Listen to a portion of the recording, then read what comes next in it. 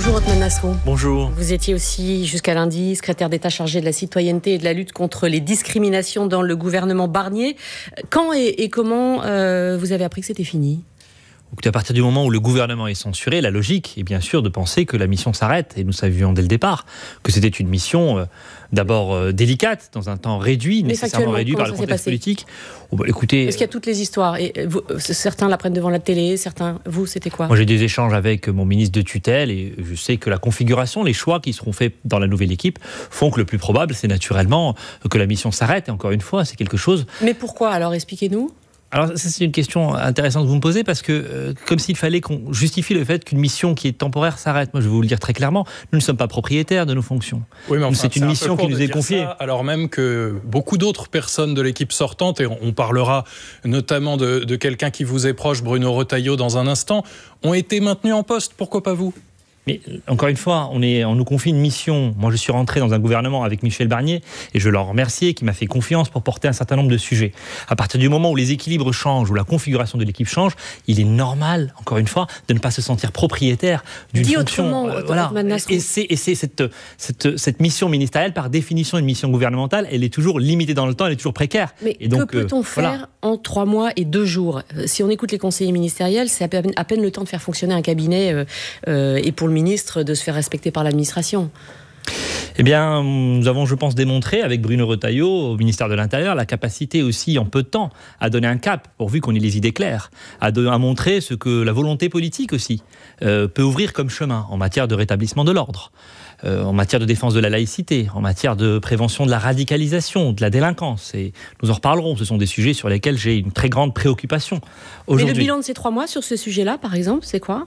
Eh bien, le bilan des 3 mois, c'est que nous étions en train de refaire une nouvelle stratégie de prévention de la délinquance. C'est que nous avons un plan de défense de la laïcité aussi pour que les atteintes à la laïcité reculent, parce que malheureusement, la réalité, c'est que ces atteintes à la laïcité continuent d'augmenter dans notre pays et n'épargnent aucun secteur. Et puis, il y a encore une fois toute l'action de Bruno Retailleau. Moi, je suis heureux que cette action puisse se poursuivre. C'était une condition très importante pour nous à droite, probablement la plus importante, pour que justifier notre soutien, notre participation à un gouvernement. Vous nous listez quelques dossiers que vous étiez en train de faire, mais est-ce que vous avez une assurance qu'ils vont être conservés, ces dossiers-là ? Vous les avez laissés sur le bureau de votre secrétariat d'État.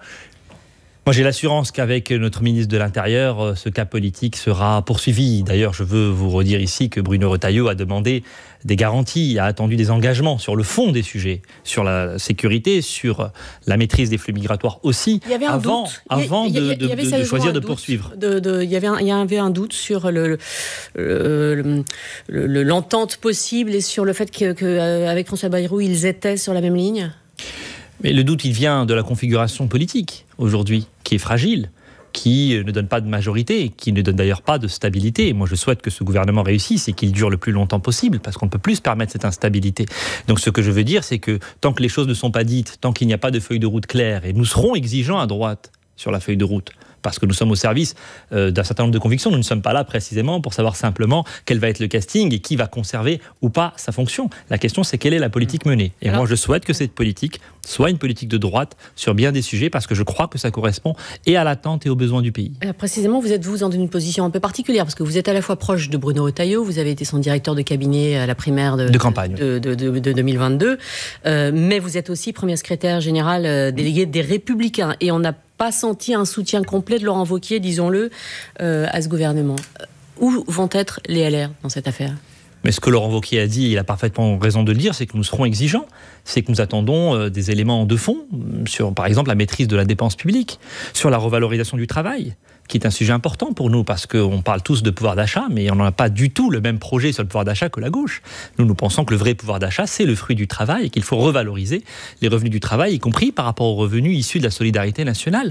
C'est cela que nous attendons aujourd'hui du nouveau Premier ministre. Il a donné un certain nombre d'éléments, et encore une fois, nous ne voulons pas être un facteur de désordre, contrairement à d'autres. Nous ne voulons pas être du côté du chaos. Et donc, nous attendons des engagements de fond que nous soutiendrons. C'est ce que nous souhaitons comme politique pour le pays. Qu'est-ce que vous retenez de ce travail en commun avec d'autres forces politiques, même s'il n'a duré que 3 mois, parce que le bloc macroniste dont vous avez brièvement fait partie, vous étiez très dur à son encontre, lors notamment de cette campagne de la primaire LR.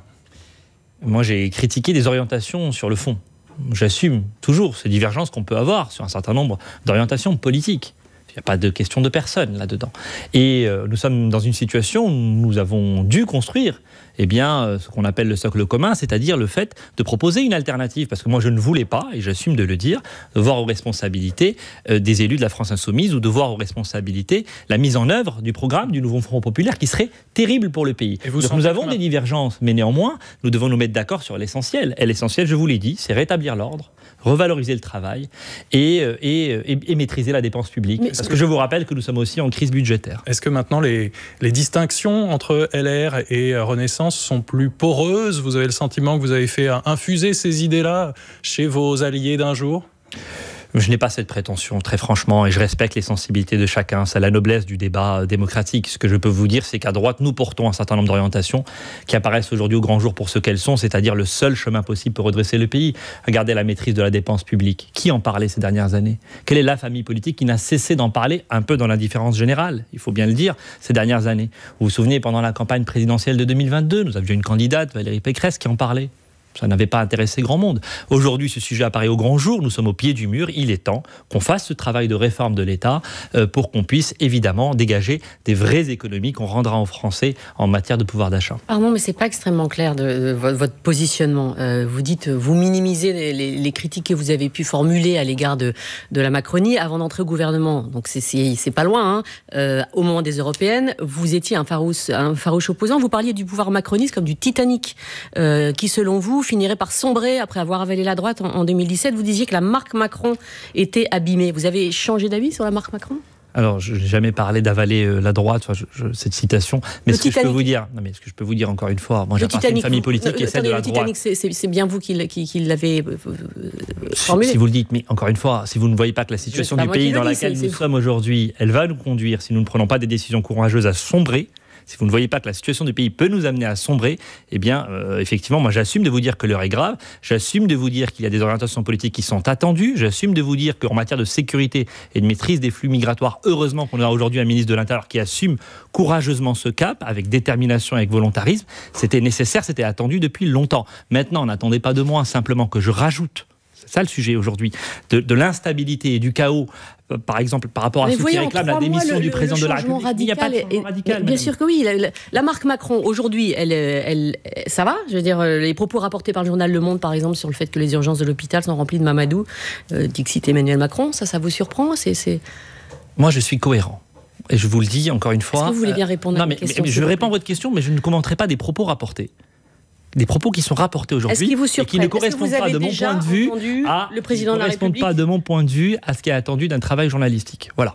Donc moi, je commande des propos officiels qui sont déclarés sur la place publique. De la même manière, je ne m'associerai pas à ceux qui réclament la démission du président de la République. On peut avoir des désaccords, on peut avoir des divergences.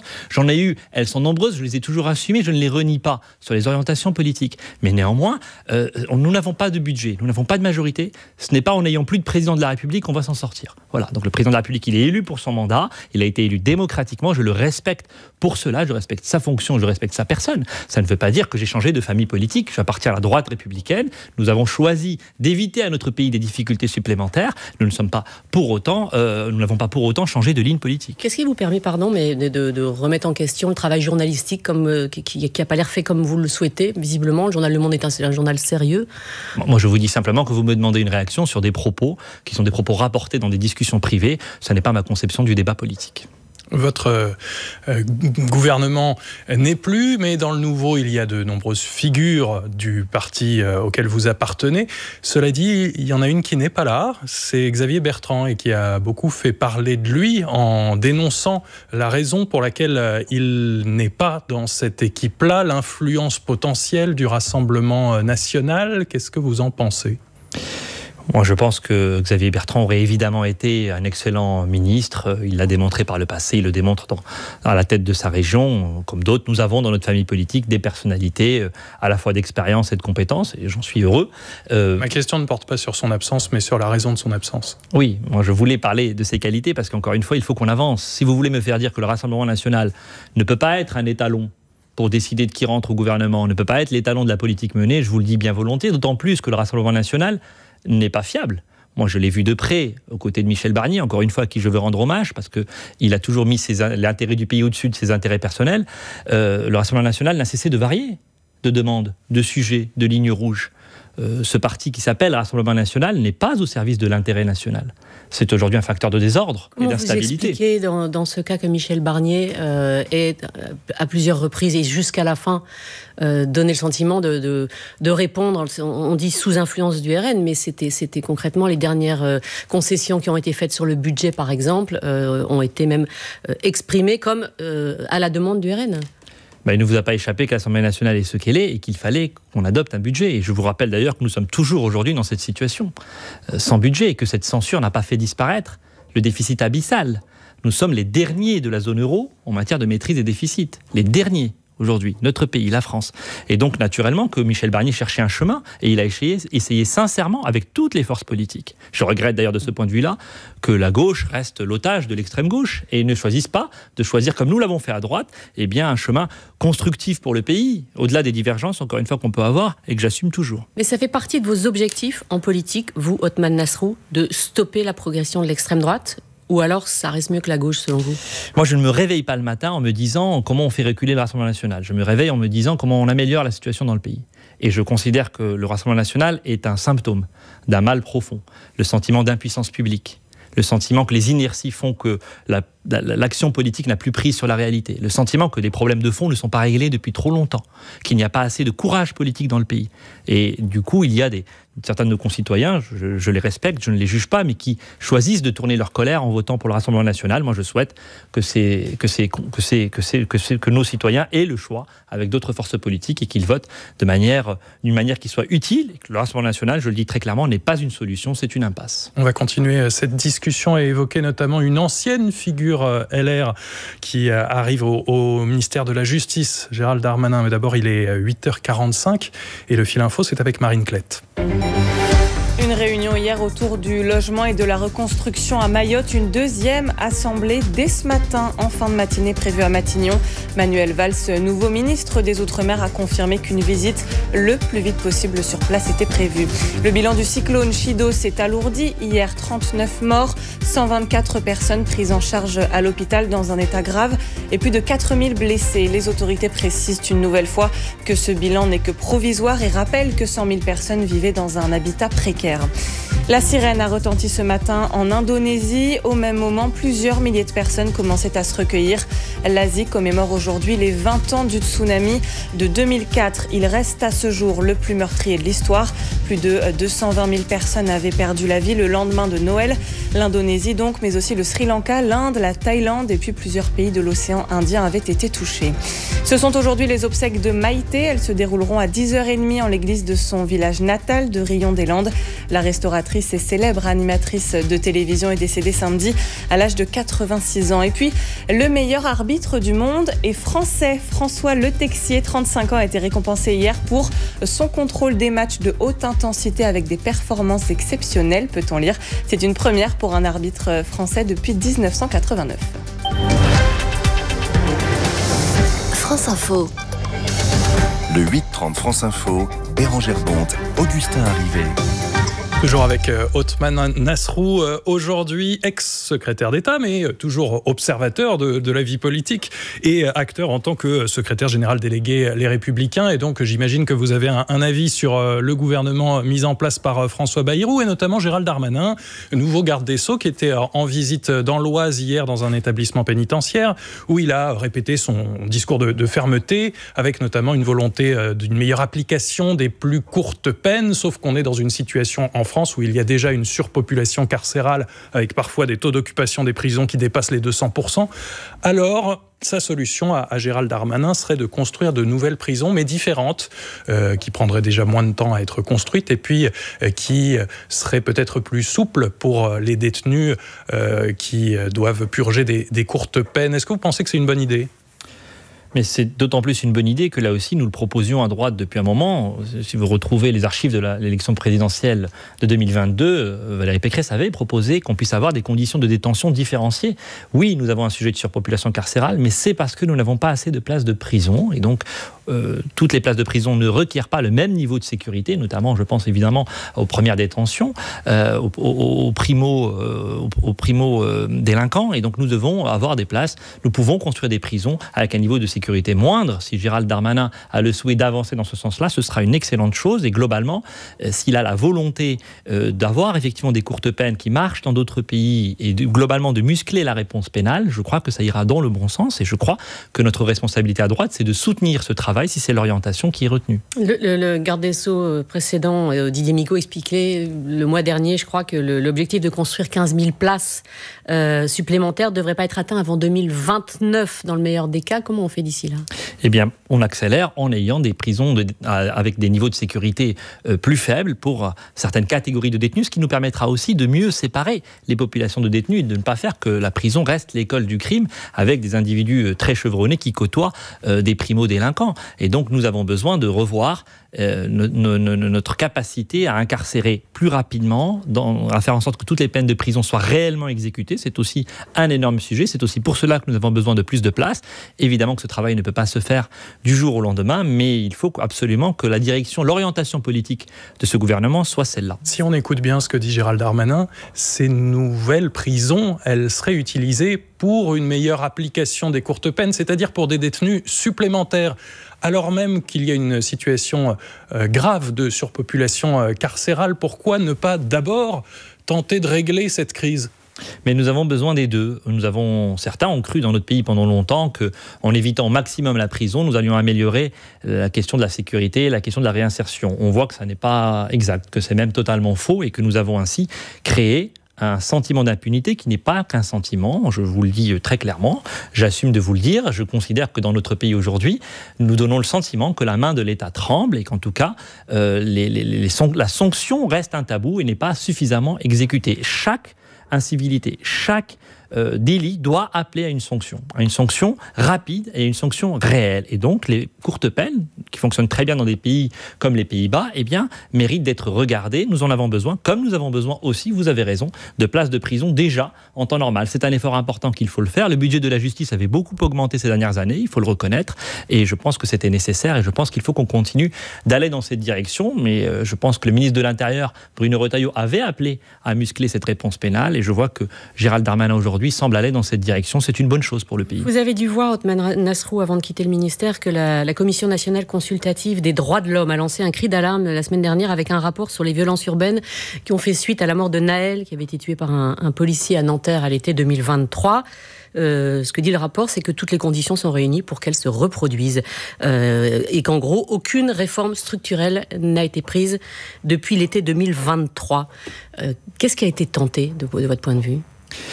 Le sujet est immense. Nous avons un défi chez les jeunes générations. Nous avons un délitement, je viens de le dire, de la notion d'autorité de l'État, d'autorité parentale, d'autorité du professeur. Nous avons des sujets de rajeunissement qui m'ont marqué durant ces 3 derniers mois, de très forts rajeunissements, notamment dans la délinquance, dans l'ultraviolence, dans la radicalisation aussi. Nous avons maintenant des adolescents de 14, de 15 ans qui sont suivis pour radicalisation. Mais quelle réforme structurelle a été tentée depuis 1 an et demi ? Depuis 1 an et demi, je ne peux pas vous le dire. Ce que je peux vous dire, c'est que nous avons une bataille culturelle à mener et que en 3 mois, nous avions... Mais ça, pardon, c'est des mots. Le 81 Vénissieux, 90 Vaux-en-Velin, 2005, après la mort de Ziad Ebouna à Clichy-sous-Bois, il y a eu des ZEP, des missions locales. Alors on en pense ce qu'on veut, c'est peut-être pas suffisant, mais il y avait des tentatives. Là, rien, c'est ce que dit le rapport. Et je vais vous dire pourquoi les mots sont importants. Parce qu'il y a une chose que nous n'avons justement pas fait dans les temps, et je pense que c'est ce qu'il faut faire, c'est la bataille culturelle. C'est de réexpliquer un certain nombre de principes et un certain nombre de règles. Nous avons essayé de colmater des situations difficiles en toujours étant, bien sûr, simplement du côté de la prévention. Il faut de la prévention, je ne vous dis pas le contraire, mais nous n'avons pas réexpliqué ce qu'était le socle commun de valeurs de notre pays, quels étaient les principes qui n'étaient pas négociables, ce qu'était par exemple la laïcité. Nous ne l'avons pas expliqué. Nous voyons aujourd'hui que dans toutes les enquêtes d'opinion chez les jeunes générations, il y a un délitement de tout ce qui fait que notre société peut tenir debout et la montée d'un certain nombre d'idées très précises. Nous avons une bataille culturelle immense immense à mener, immense. Et moi, j'appelle vraiment à la mobilisation générale de toute la société. Mais vous la faites porter par qui, par quoi? Nous avions Parce le projet, c'est très présent dans avec le gouvernement de Michel Barnier, de présenter un plan. Je vous dis, nous avions le projet avec le gouvernement de Michel Barnier de présenter un plan complet pour cette bataille culturelle.